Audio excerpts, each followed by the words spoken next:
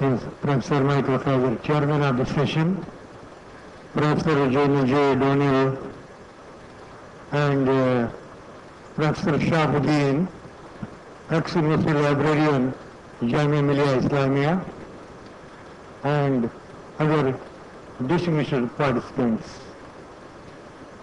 Yes, my paper is about the future of print publications, and I was already directed by the chair of the session that I have to be brief. I have these two lines are based on my personal experience I have put in the library profession. For so many years we have been talking about that there is a threat to the print publication, there is a threat to the library professionals, and I feel personally that these are the only techno fears. For the last 25 years I have been listening, yes, be cautious, librarians, no, we should not be worried about these threats, and the revolution of the computerization, it is not only the libraries and the field, there are so many fields, I can say in every field, whether it is banking, it is railway, it is business, there is an impact of the computerization. If they are not afraid of, if they don't have any threat, why would the library professionals are having the threats of? These are the only technical fears, and I would like to say that format, whichever word is to survive forever. We may shift from one mode to another, but books have a value which will remain there. The buzzword in the bibliographic world these days is the electronic book and digital library. Yes. The advancement in digital technology and electronics has set many professionals and consumers thinking about the future of the book and libraries. Let me say that influence of electronic and digital technology may lead to less paper society, but both books and electronic documents are going to stay side by side, and each has a different role to play in information communication. As all of you aware that long time back, when Foster said that we are leading towards a paperless society, but the time has not come, especially in the developed countries.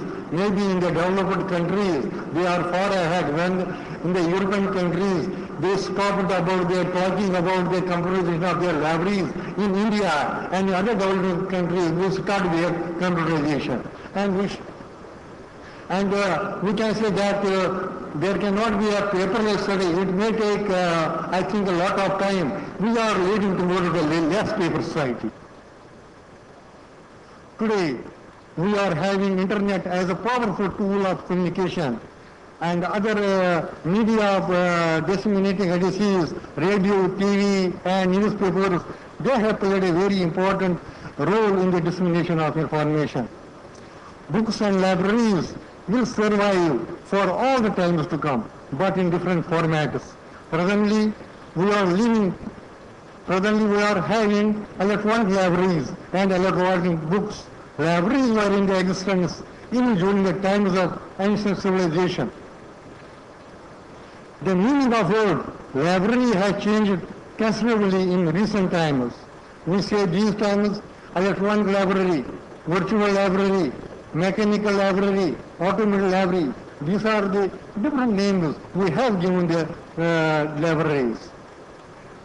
So far, this word has been used for organized collection of books for consenting and reading purposes. Now it can be described as an organized collection of books, documents, and non-book materials, namely microfilms, floppies, video cassettes, CDs, and so many other gadgets. God has given us a power of thinking. The records of thinking were preserved by one generation for the other and thus passed on to posterity. What we have today is undoubtedly the result of thousands of years of thinking, experimentation, and rethinking. There were darker times too, as many civilizations got devastated prematurely. But despite all the setbacks, the human race continued to grow and multiply the available knowledge. We usually term the current rate of knowledge growth as information revolution and consider it a contemporary phenomenon. But its roots are there in the history. The information revolution did not start it in 21st century. We are passing through. It began when the hunter painted pictures of animals on the walls of his cave. It took a step forward when speech was invented, and further when early societies carved symbols first on stone, then on pottery, papyrus, palm leaf, birch bark, clothes, and paper to record individual impressions. There have been evolutionary developments. We can say from papyrus to email, but from step to step development took place. The earlier ones had a durability, but certainly they were lacking of portability. This was achieved with the invention of paper. Even after the invention of paper, we now use electronic media, which contributed in the reduction of size of documents and made mass transfer information possible. The electronic media has the capability to store, manipulate, and transfer information in the form of text as well as audio-visual. It is also possible to combine both of them. Multimedia can be used as an example. Presently, we are having audio-visual multimedia libraries in large academic institutions, namely universities, IITs, and other specialized institutions.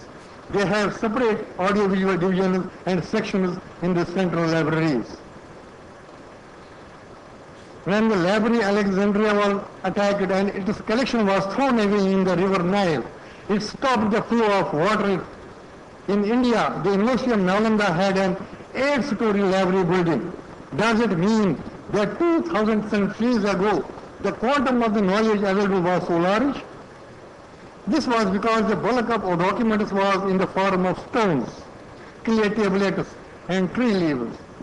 With the explosion of knowledge, or we can say information explosion, I remember the word, and we are presently talking about the information explosion and knowledge explosion, but certainly if we will see that we are also passing through the information drought, there are certain areas where there is a scarcity of information, where there is a scarcity of the knowledge also.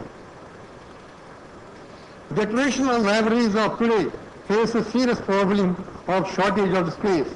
I have to keep the honor of the chair because he has given me a signal about the timings, and I have to honor, and